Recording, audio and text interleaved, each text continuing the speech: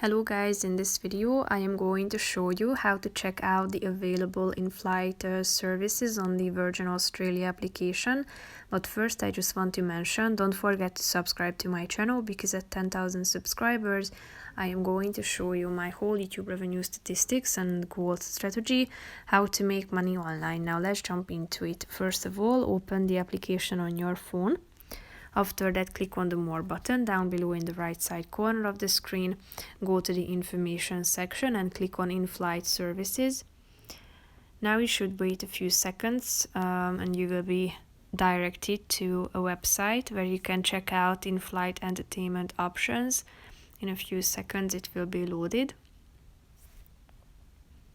So here you can see the features such as movies. You can see what's showing now by tapping on this button. You can see what's on board in terms of TV shows, and you can check out the family entertainments. You can see parental controls and accessibility options as well. So if you're interested in any of these features in more details, just tap on the purple button so you will be able to check them out. That's pretty much it for this video, guys. See you in the next one. Bye bye.